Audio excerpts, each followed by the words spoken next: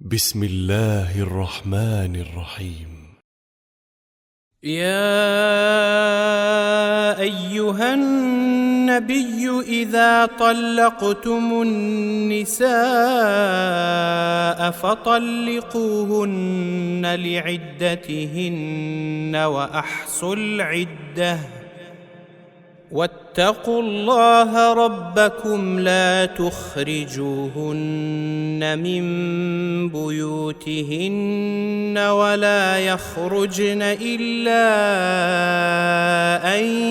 يأتين بفاحشة مبينة وتلك حدود الله ومن يتعد حدود الله فقد ظلم نفسه لا تدري لعل الله يحدث بعد ذلك أمرا فإذا بلغن أجلهن فأمسكوهن بمعروف أو فارقوهن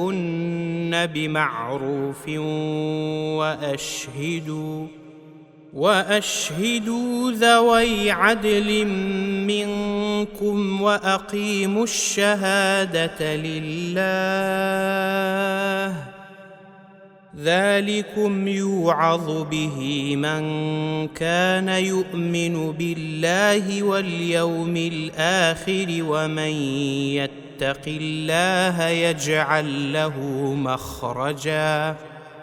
ويرزقه من حيث لا يحتسب ومن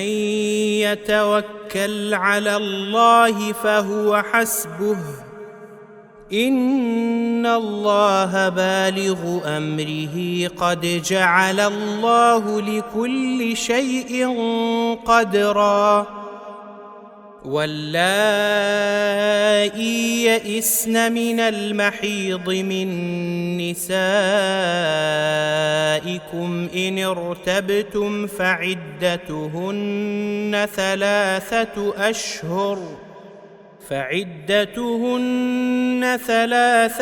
أشهر واللائي لم يحضن وأولاة الأحمال أجلهن أن يضعن حملهن ومن يتق الله يجعل له من أمره يسرا ذلك أمر الله أنزله إليكم ومن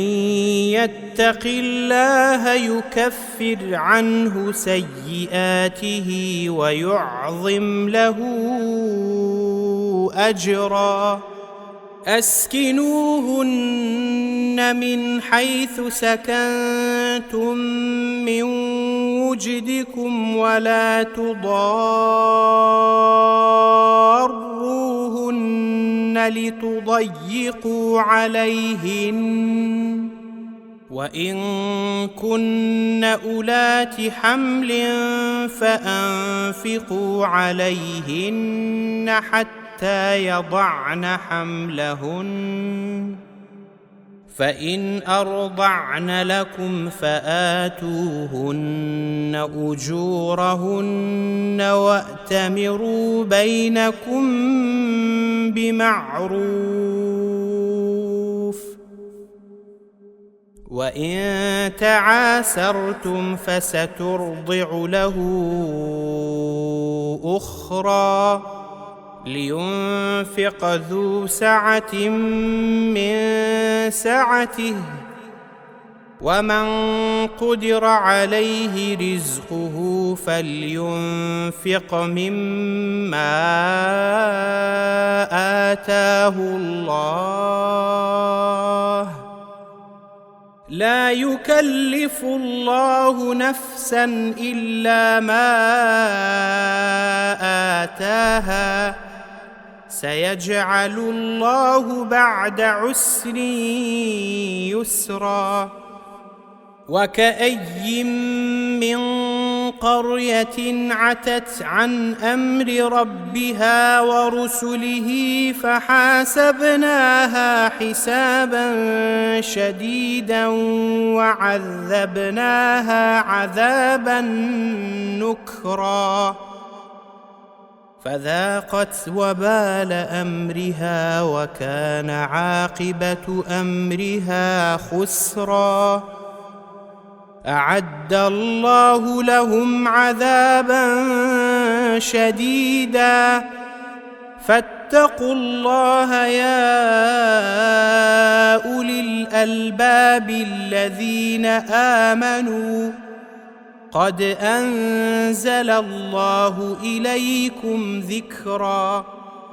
رسولا يتلو عليكم آيات الله مبينات ليخرج الذين آمنوا وعملوا الصالحات من الظلمات إلى النور ومن يؤمن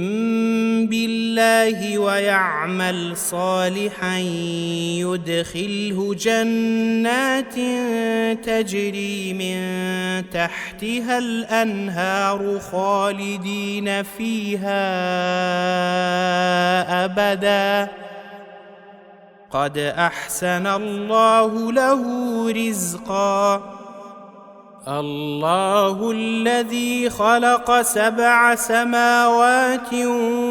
ومن الأرض مثلهن يتنزل الأمر بينهن لتعلموا أن الله على كل شيء قدير